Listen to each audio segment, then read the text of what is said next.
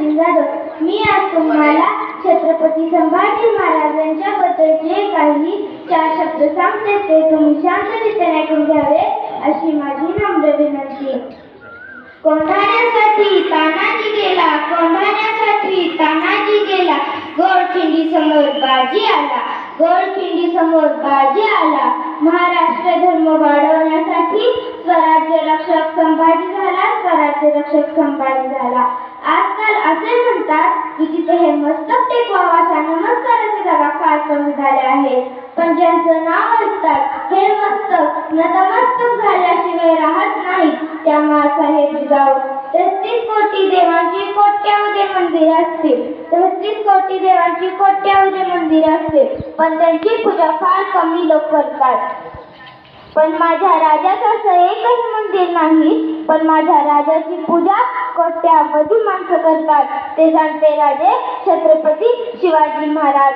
आणि ये संभाग मर सकता है पर कभी बेकार नहीं हो सकता असे म्हणणारे छत्रपती संभाजी महाराज यांना माझा मानाचा मुजरा, मानाचा मुजरा, मानाचा मुजरा। छत्रपती संभाजी महाराजांचा जन्म 14 मे 1657 रोजी पुरंदर किल्ल्यावर झाला आणि तोफांचा गगराट झाला। सनई चौघडे वाजू लागले, सगळीकडे आनंदित वातावरण पसरले, भगवा झेंडा अभिमानाने फडकू लागला।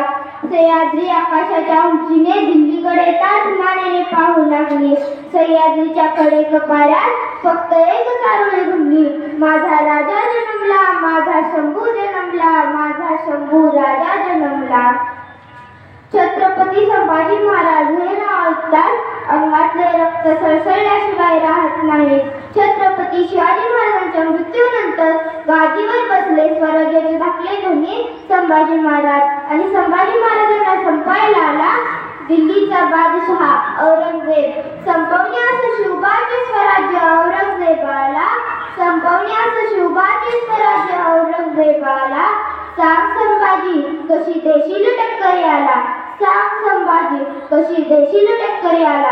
1 लाख सेवक त्याचे खजिना 33 कोटींचा, 1 लाख सेवक त्याचे खजिना 33 कोटींचा।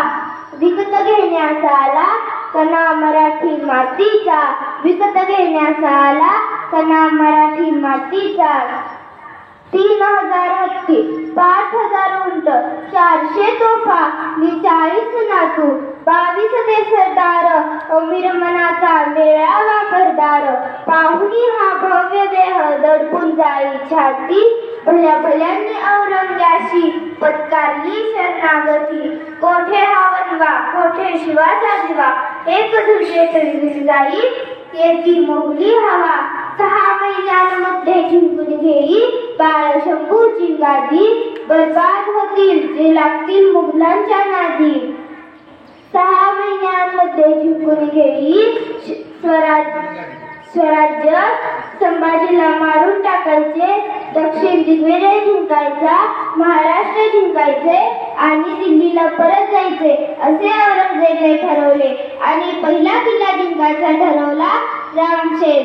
रामशेर हा साध्या टेकडीवरचा किल्ला आहे। औरंगजेब तो किल्ला 7.5 वर्ष लढत राहिला, पण त्याला तो जिंकता आला नाही। औरंगजेबच काय, औरंगजेबाच्या बापाला सुद्धा तो किल्ला जिंकता आला नसता, कारण औरंगजेब किल्ला जिंकण्यासाठी लढत होता आणि आमचे मर्द मावळे किल्ला लढवत होते शिवरायांचे स्वराज्य वाचवण्यासाठी।